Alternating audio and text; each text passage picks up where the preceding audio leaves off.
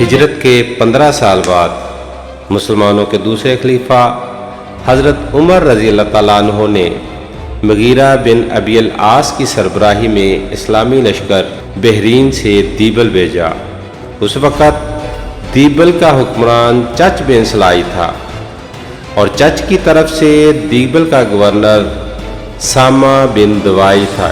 دیبل کی بندرگاہ پر دونوں لشکروں میں گمسان کی جنگ ہوئی اور مغیرہ بن ابی العاص اس جنگ میں شہید ہو گئے اور مسلم لشکر کو شکست ہو گئی۔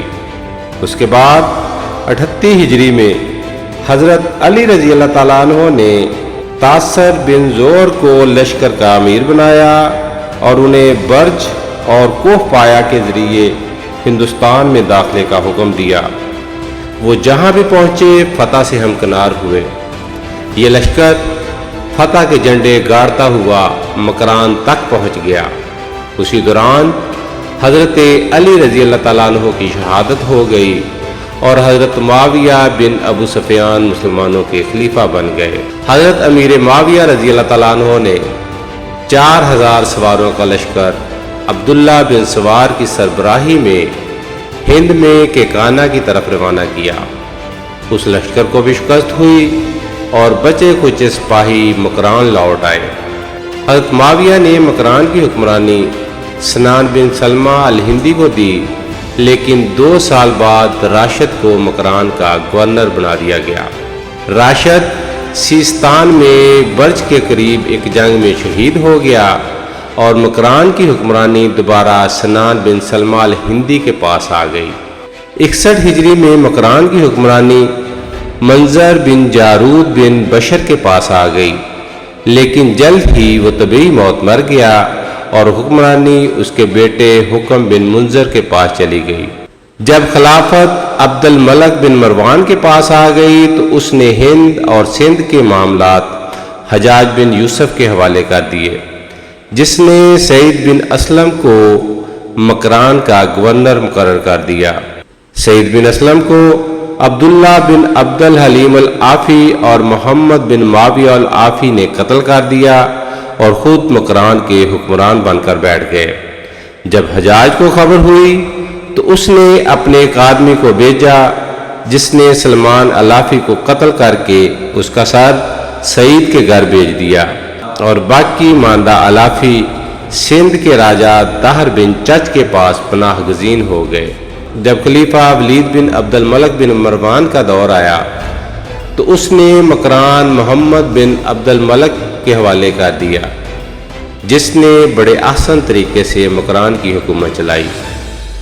سراندیپ کے راجہ نے قیمتی موتی، جواہر، بہت سے نادر تحائف، ہدیے اور تحفے، پما حبشی غلام اور خوبصورت کنیزوں کے خلیفہ ولید بن عبد الملک کی خدمت میں روانہ کیے۔ جب یہ 8 جہازوں کا بحری بیڑا ملک کے قازرون کے قریب پہنچا تو سمندر میں سخت طوفان برپا ہو گیا، جس کی وجہ سے جہازوں کا رخ پھیر کر اسے دیبل کی بندرگاہ تک پہنچا دیا گیا۔ نکامرا کے نام سے مشہور قزاقوں کے ایک گروہ نے دیبل کی بندرگاہ پر ان 8 جہازوں کا سامان لوٹ لیا اور مرد و زن کو قید کر لیا۔ جب قزاقوں کو بتایا گیا کہ یہ سامان خلیفہ وقت کے لیے جا رہا ہے تو انہوں نے جواب دیا کہ اگر کوئی تمہاری داد رسی کرنے والا ہے تو وہ تمہیں خرید لے۔